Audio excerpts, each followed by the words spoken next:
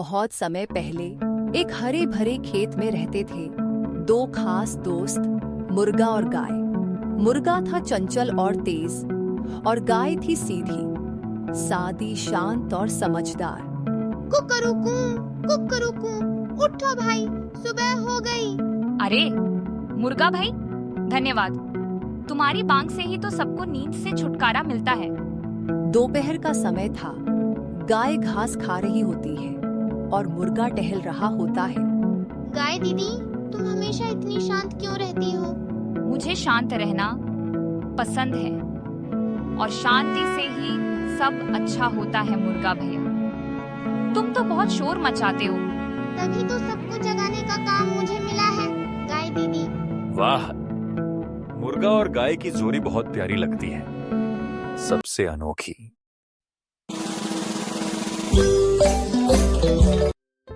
बहुत समय पहले की बात है। एक हरे भरे जंगल के पास एक सुंदर नदी बहती थी। उस नदी में रहती थी एक चतुर मछली।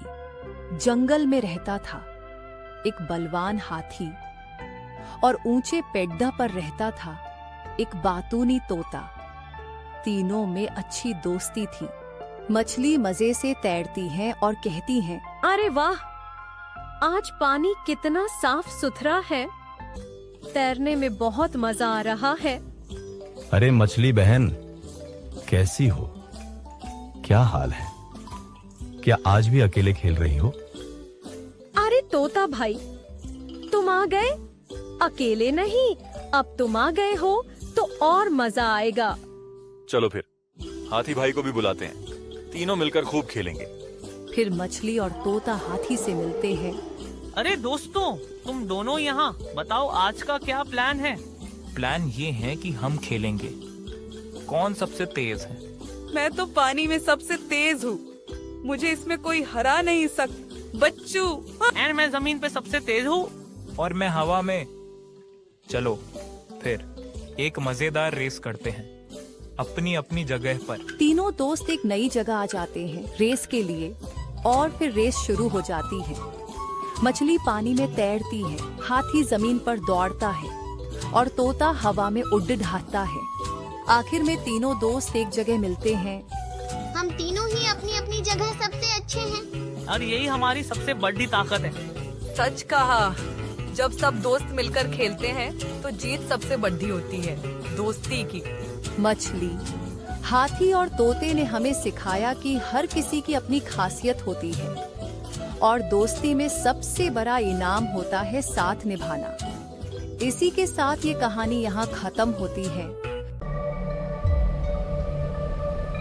ढोलकपुर नाम का एक गांव था। वो गांव जंगल का करीब था। देर रात हमेशा वहां से डरावनी आवाजें आती हैं। इससे गांव में दहशत बना रहता था और शाम होते ही गांव सुनसान हो जाती थी। एक बार की बात है, गांव में दिन का समय था, लेकिन गांव वाले डर से कांप रहे थे। बीती रात जंगल से आवाज आ रही थी। अरे गोलू बेटा, जरा इधर आना। सुना है पास के जंगल में एक बूढ़ी चुड़ैल रहती है।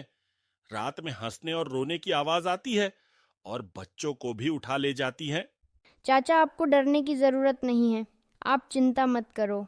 मैं खुद जंगल जाकर देखूंगा कि चुड़ैल वाली बात सही है। फिर शाम होने को आया और गोलू अकेला जंगल की ओर बढ़ने लगा। पेड़ हिलते हैं, उल्लू की आवाज आती है। अचानक एक गुफा दिखता है। अच्छा, तो ये है वो जगह जहाँ चुड़ैल रहती हैं। चलो अंदर जाकर देखता हूँ, सचमुच की चुड़ैल रहती भी है या नहीं। फिर गोलू अंदर जाता है। एक बूढ़ी और अजीब सी दिखने वाली औरत बैठी है। कौन है जो मेरे घर आया है? बच्चा, तुझे तो अब मैं अपनी झाड़ू पर उड़ डाऊंगी और खा जाऊंगी। तुझे यहाँ आने में डर नहीं लगा? ठीक है, खा लेना, मुझे जो चाहे कर लेना, पर उससे पहले मेरी एक पहेली का जवाब दो। पहेली? अब ये कौन सा खेल है? अच्छा चल बता। अच्छा बताओ जरा, ऐसी कौन सी चीज है जो जितना दो उतना ही कम हो जाती है? बताओ। बूढ़िया चुड़ैल सोच में पड़ जाती है। ये तो बहुत मुश्किल पहेली है।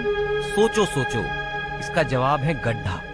चुड़ैल गोलू की पहेली का जवाब सुनकर हंसने लगती है।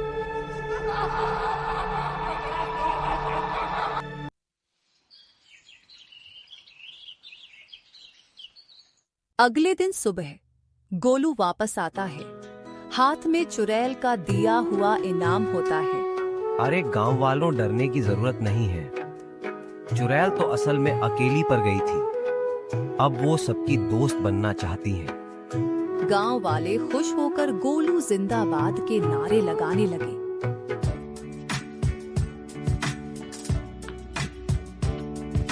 बच्चों, डर से नहीं अक्ल से काम लो और चुड़ैल से दोस्ती करो।